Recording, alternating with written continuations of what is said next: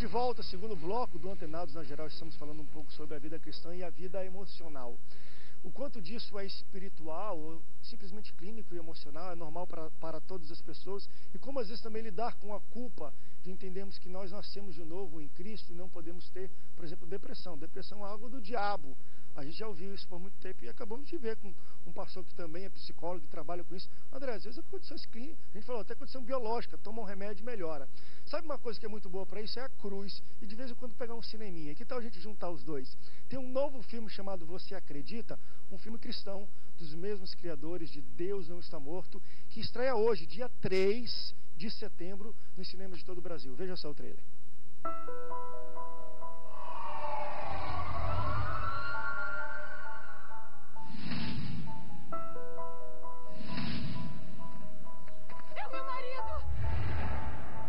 Se você aceita Jesus Cristo como seu Salvador,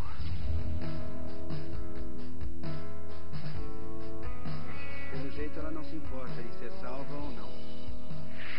Ei! O que eu preciso fazer para minha filha ser atendida? Ninguém ajuda outra pessoa sem interesse. não posso simplesmente ignorá-la. Não tô pedindo isso. Tá comigo. O que está fazendo não é certo. Quer morrer? Tô pronto. E você?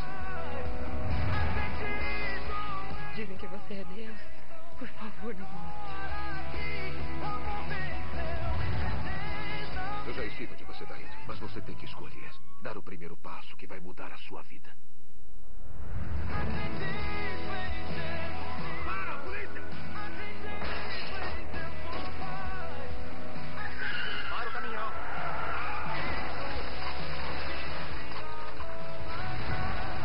Ajuda, por favor! Eu preciso de ajuda!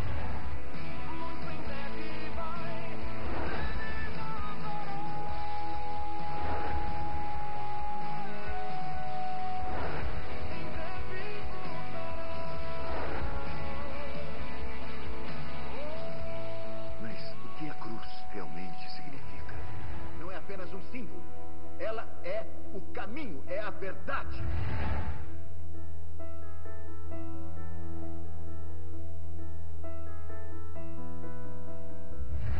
Você acredita? Em breve. Então, hoje nos cinemas de todo o Brasil, se você quer saber mais, acesse www.euacreditonacruz.com.br.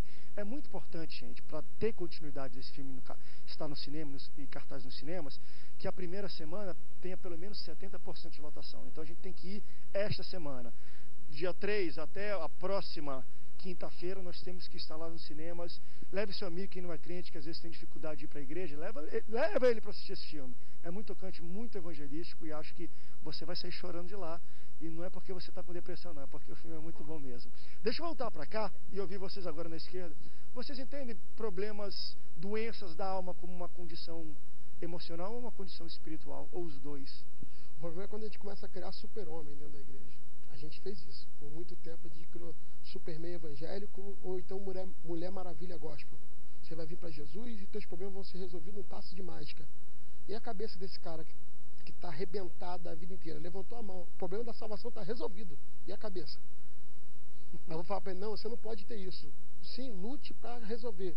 Mas até lá, o problema todo é os conceitos que a gente tem. A gente pegou a ideia de felicidade nossa que a gente vende, a ideia de Hollywood, da Rede Globo, quando na verdade aí você pega Jesus, porque Jesus sempre vai ser o nosso modelo. Jesus vai virar para os discípulos e vai dizer assim, minha paz vos dou. Ele deu a paz. Aí vai ser, mas não a dor como o mundo a dá. Diferenciou a paz dele e a paz do mundo. Aí isso aí vai, o checkmate vai vir na frente, porque na frente vai dizer assim, minha paz vos dou, mas ó, tá com paz? Te dei, é sua? No mundo tereis aflição. Espera aí. O camarada acabou de dizer que está me dando a paz dele, logo depois está dizendo, você vai ser afligido. Aí ele fala assim, mas fica animado. Outro checkmate na nossa cabeça, calma aí, Deus. Te dou minha paz. Você vai sofrer. Mas se anima. Eu venci, não é você. Eu venci. Quando a gente pega no original a palavra paz, a gente vai estar ligado diretamente à felicidade. está dizendo assim, eu te dou a minha felicidade. Não a felicidade que o mundo dá, a minha felicidade. Qual a ideia que a gente tem de felicidade? Que a vida é um comercial de margarina. Já viu o comercial de margarina? Você acorda, no comercial de margarina, o casal está dormindo, o filho de 4 anos aprendeu a cozinhar. Ele sobe a escada, vem com a comida, fala, papai, a mãe acordou maquiada, e o pai de bom humor. Sem bafo. E todo mundo vai tomar um café bonito, com uma rosa ali. Vida real? Vida real? Meu chapa, na vida real, o cara acorda 4 da manhã, pega um pão com manteiga, bota na boca e sai correndo para não perder o ônibus que ele está atrasado, porque ficou mais 10 minutos na cama e vai ter que correr. E aí, esse cara não é feliz? Pera aí, quem é feliz aqui? É que a gente pegou a ideia de felicidade e a gente envelopou ela e vendeu para o povo. Quando, na verdade, não é a ideia cristã, não é a ideia bíblica. Você vai ver que a ideia do evangelho sempre foi mudar a cabeça. A gente está tratando muita coisa na igreja, mas muito pouco da cabeça. Salomão é muito inteligente. Quando Deus aparece para Salomão e fala assim, meu filho, o que você quer? Em vez de Salomão falar para Deus que ele queria que Deus desse boi, ouro, fazenda, Salomão fala, não, mexe com a minha cabeça. Mexe com a minha cabeça. Porque se eu resolver a minha cabeça, o resto está fácil.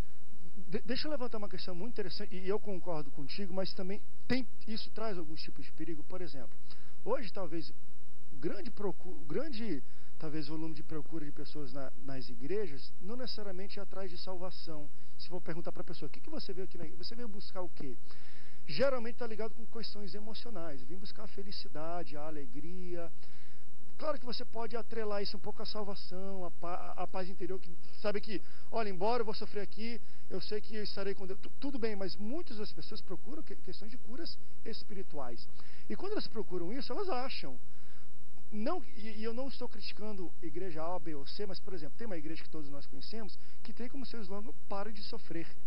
Pare de sofrer é puramente um slogan emocional. Eu não vejo muito questões espirituais, porque se eu vou para Jesus, eu nunca vi Jesus falando pare de sofrer. Ele fala, olha, eu já venci, fique alegre no sofrimento. Ele fala a diferença, vai ter sofrimento, mas alegre-se com ele. E a gente começa a entregar respostas espirituais. Mas até que ponto isso não nos leva, talvez, até uma depressão maior? Vou para a igreja, procuro resposta emocional, acho. Só que emocional, ele é recorrente, né? Daqui a pouco caio de novo, vou de novo. E a pessoa começa a se culpar um pouco. Poxa, eu não sou curado porque não tenho fé. Só vitória e não é só vitória. Entendi. Como é que tu enxerga isso, Tuca? Uma pessoa... Porque hoje as igrejas entregam muito o que o povo demanda dela. Se o povo demanda muito cura emocional, a igreja, de algum certo, tem que ter resposta para isso. Mas só que, às vezes, tem que ver a realidade do espiritual. O espiritual é um pouco diferente. Se a gente for examinar o Salmo, o salmista, o filho o ruivo de Jessé, a gente vai ver que está tendo um cara doente, cara. Você vê aquele salmo que ele diz, olha, eu nado na cama de tanto chorar. Ele volta e diz, por que está batido dentro de mim, ó minha alma? Deve haver um homem depressivo. Agora, Jesus, o Deus, levava ele muitas vezes a uma sublimidade espiritual, mas se a gente estudar, eu não estou falando que o Deus dele era doente, o homem, porque a ignorância do ser humano vai ao extremo, porque, vamos lá, todos nossos órgãos não adoecem. E por que o nosso cérebro não pode adoecer? Claro. Agora, a espiritualidade excessiva que as pessoas estão dizendo, como meu amado aqui, pegando a fala dele, que todo mundo é super-homem, quando eu leio e examino o Salmo, eu vejo Davi, muitas vezes, se sentindo só, né? Se sentindo necessitado, mesmo ele sendo um cara de conquista, de guerra, de Deus ter exaltado ele, mas a pessoa de Davi, em muitos salmos, se você vai examinar, você vai ver ele numa profundidade de depressão, né? Quando ele se isola ali na caverna de Adulão, meu irmão, ele está querendo ficar só. Então eu acredito que a depressão, ela te afasta das pessoas. Você quer viver isolado? Por exemplo, eu sou uma pessoa que eu tenho família, alguém na família doente em relação a isso. E um dia eu procurei um médico, né? E o médico disse para mim, olha, eu acho que você tem que se cuidar em relação a uma depressão lá no futuro, porque você lidar com muitas pessoas. Então, André, para eu deixar aqui ouvir os amados, nós que estamos ali apacentando pessoa, se Deus não for conosco, porque nós apacentamos pessoas e as pessoas saem dali nos demonizando, saem dali dizendo que botando em você aquilo que você não é, vai embora sem lhe dar um tchau. Então, automaticamente, se Deus não entrar com provisão ou providência em nossas vidas, a nossa tendência é adoecer. O que eu mais conheço hoje é pastor doente que não reconhece a sua doença. Eu tenho um pastor amigo que o cara novo, meu irmão, o médico proibiu ele de pregar. E você conhece aqui, ele não tem nenhuma vergonha de dizer, o cara que prega, para mim é um dos maiores pregadores do Brasil. Teólogo, para mim é um cara top. Mas hoje o que? O emocional. Ele vai subir em um púlpito, ele começa a ter ânsia de vômito. Quer dizer, é doença, o que a gente adquire isso. Então nós não podemos ser ignorante ao extremo, dizer, não, eu oro e o capeta vai sair. Eu oro e isso é coisa do demônio. Eu creio, vamos lá. Eu disse até uma frase aqui que o nosso grande, o homem que tem a maior igreja na Coreia do Sul, chamado Ponhyogoshu, ele pregava 5 minutos e desmaiava. E 5 minutos desmaiava. Deus permitiu ele ter um esgotamento fora de sério para ele entender que a obra é de Deus. Então nós precisamos atentar que nós precisamos, vou repetir a frase, se cuidar. O que é que Paulo falou para Timóteo? Cuida de ti e da boa doutrina.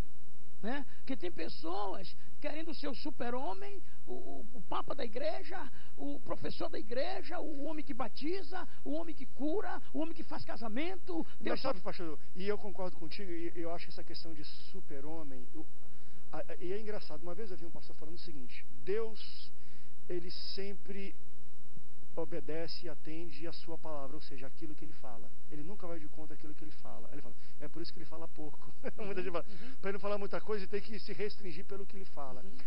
Eu vejo muito, e aí tu tocou um pouco de liderança, a liderança caindo um pouco nessa armadilha que eu acho que não acontece com Deus. Isso nunca vai acontecer, mas acontece com Deus.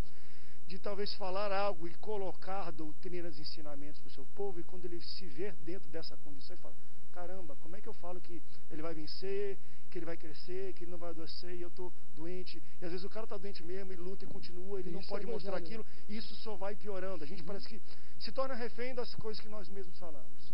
Nos aprisionamos com isso. Redes sociais estão cheias disso, né? De vez em quando você abre lá uma rede social, um Facebook, está dizendo o seguinte, Deus manda dizer que esta semana vai te dar aquele milagre. Mandou dizer para todo mundo? Sim. Né? Aí a pessoa pergunta, quem crê, diga amém. Aí a pessoa recebe aquilo, nossa, veio de Deus. Mas onde é que está a veracidade disso? De que Deus realmente mandou dizer aquilo dali. Aí a pessoa incorpora aquilo dali, aí Deus não é obrigado a confirmar o que uma pessoa falou dele quando ele não disse isso. Aí a pessoa fica frustrada mais uma vez, frustrada com Deus, revoltada com Deus, e vai se afundando. Entendeu? Então, é muita gente no nosso meio, líderes, que estão colocando palavras que são literalmente mandamentos de homens na igreja de Cristo e vão trazendo uma frustração, uma decepção. Há um tempo atrás estava assistindo no domingo pela manhã um pastor falando, ele disse o seguinte: vocês sabem que medo não é um sentimento, medo é um espírito. Ai, meu camarada. E a pessoa que tem um medo autêntico, aquele medo que faz com que ela se previna de um perigo. Exatamente, aquilo é um perigo, a pessoa precisa se prevenir. Aí ela agora começa a sentir, bom, se eu sou uma pessoa crente, eu tenho Jesus comigo e eu tenho o medo, então eu tenho Jesus e o diabo dentro de mim, né? Então Jesus não fica junto com o tal diabo, então eu estou mal. E a pessoa começa a se culpar porque não tem fé. Então, aí, de onde veio essas colocações? Entendeu? Que conteúdo tem para se colocar isso? Qual é a base bíblica para se colocar coisa assim? E como é que está a saúde dessa pessoa? O que ela está dizendo? Está falando para lá, mas será que está falando para si, tentando se defender? E falou a questão dos líderes, boa parte dos nossos líderes estão doentes. Eu acredito. Vamos fazer o seguinte, vamos para rápido break. Eu quero voltar a falar um pouco disso, porque imagina, e eu concordo, porque a gente lida com pessoas, muitos pastores e líderes doam a sua vida e para pessoas que pouco tempo depois as rejeitam. E às vezes a gente pensa, mas André, que isso, rejeitar? Às vezes parece ser uns mínimos detalhes. Há pouco tempo atrás eu estava conversando com um pastor que ele não estava depressivo, mas ele estava numa angústia tremenda, porque ele falou, André, tiveram 2 jovens da igreja, que se converteram dentro da igreja, se conheceram dentro da igreja, cresceram, trabalharam dentro da igreja, e aí, claro, tiveram contatos com outros pastores, amigos, mas sempre foram na nossa igreja, e no momento deles se casarem, convidaram outro pastor para fazer o casamento. A gente pensa que isso é bobinho, que coisa boba. Mas um pastor que doou a vida inteira, discipulando alguém, Isso é um gesto um pouco complicado, é uma rejeição. E como é que o pastor deve lidar com isso? E às vezes ele não... E é até natural ele sentir isso. E às vezes parece ser ruim. Mas eu sou pastor, não posso desabafar para ele, senão eu vou perder ele como membro. Por que ele não pode sentir isso? Exato. Aí entala aquilo. E aí, como lidar com situações assim? Claro, quando nós demonizamos também doenças emocionais, só não piora essa situação para as pessoas? Vamos para um rápido break, daqui a pouco a gente volta, não sai daí, o Antenados volta já já.